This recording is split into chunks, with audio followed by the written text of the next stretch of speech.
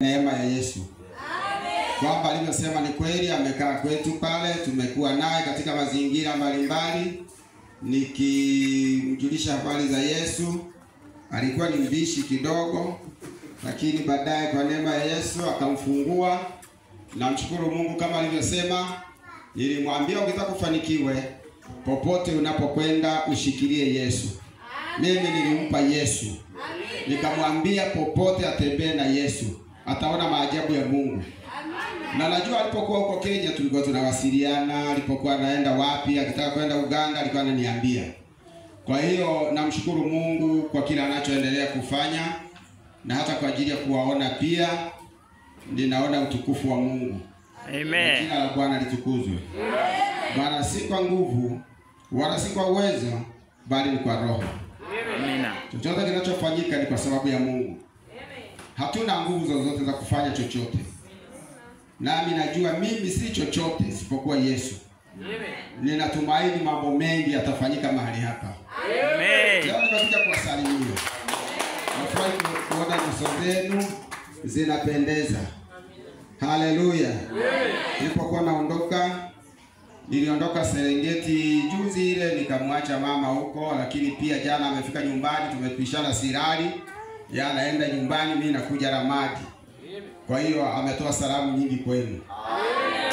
Na wapendwa waliojua nakuja huku, maana niliaga nikiwa kule Serengeti, lakini pia nimejulisha wengine katika kanisa leo tuliko pale Nyamongo, wametoa salamu kwenu.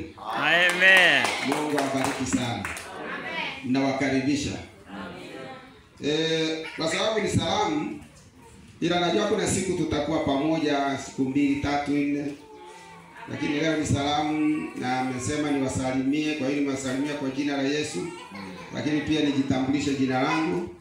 Kwa majina yangu na majina matatu, lakini sio ya kwangu, na moja na baba na lingine.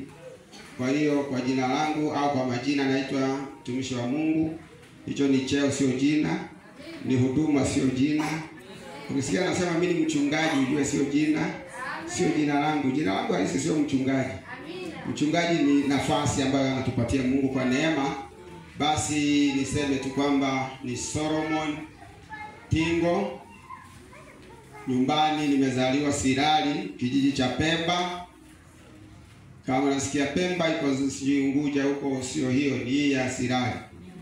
Nimezaliwa huko, nimekulia huko, na hata hivyo kwa neema ya Mungu nimeokokea huko. Nina kanisa la nyumbani pale kwa Pastor Johannes.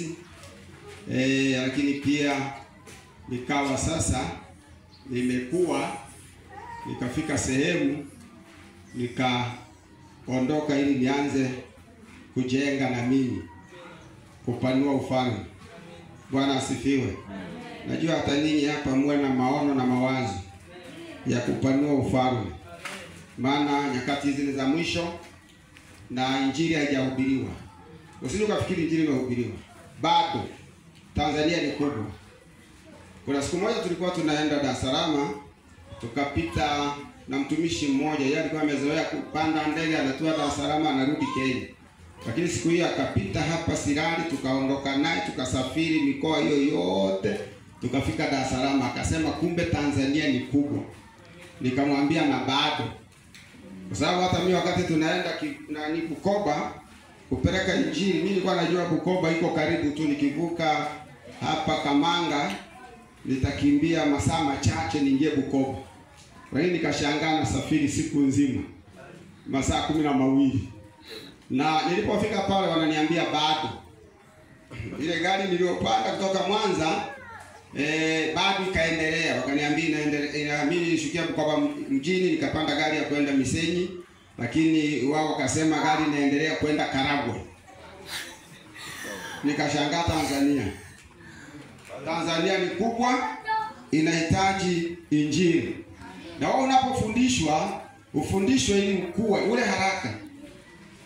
Usiwe na kuasha kwa, usiwe na onja. Ule. Sawa? Ule neno la Mungu, najua huyu ni mtumishi, ana kitu anachowalisha kula. Ukijua kwamba unaandaliwa. Usifikiri unakula ili unenepe uendelee kukaa hapa. Unatakiwa ukishaanza kunenepa uanze kuangalia na wewe namna ya kunenepesha wengine. Amina. Bwana asifiwe. Ndio maana tunafundishwa. Unajua kuna mtu alihubiri alifundisha habari ya ubatizo. Akaongea mambo fulani pale kwa habari ya fundisho la mitume. Bwana asifiwe. Kwa hiyo ninajua mitume walikuwa wangapi? Wangapi wanajua mitume wa Yesu Kristo walikuwa ni wangapi? Kwa idadi. Sitaki niambia majina. Walikuwa ni wangapi? Bwana asifiwe. Mitume wa Yesu alikuwa na mitume wangapi? Usijibu ni aha. Mbona hao mbele ndio mnajibu? Ina maana kule hamjafundisha. Nataka majibu yatoke nyuma. Walikuwa wangapi? Aje. Hawajulikani. Walikuwa Peter atajibu. Najua mama pia atajibu. Najua na huyu anataka kujibu. Hebu wasaidie. Walikuwa wangapi? Walikuwa 12. Amina. Walikuwa 12.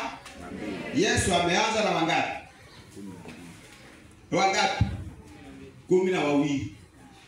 Alianza na 12. Hebu nielewe, walianza na 12. Sio 22, 12.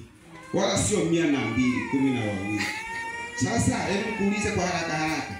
Sasa hivi kama alianza na Ukristo 12, sasa hivi ni wangapi? Sasa hivi ni wangapi?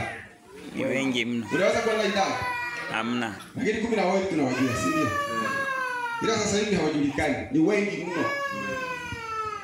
Situmpe Yesu makofi.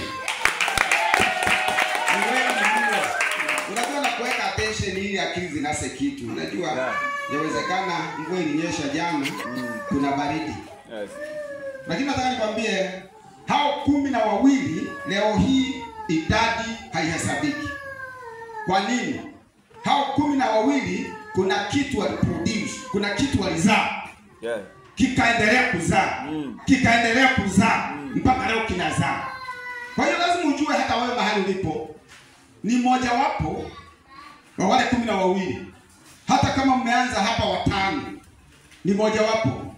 Lakini lazima uwe na mawazo tofauti kwamba kati ya hao wachache kuna kingi kinatarajiwa kuonekana katika mji huu, na si mji huu, maeneo mengi kwenda na Bariadi kwenda wapi ufalme huu upanuke. Amen. Kupitia madhabahu hii katika jina la Yesu. Amen. Unaweza kukaa bila kuelewa. Unajua wakati mimi Mungu ameniita nitazungumza habari. Ngoja nikupe kichwa cha habari uanze kutafakari. Sawa. Nasema nitazungumza habari ya kusudi la Mungu ndani ya mwito.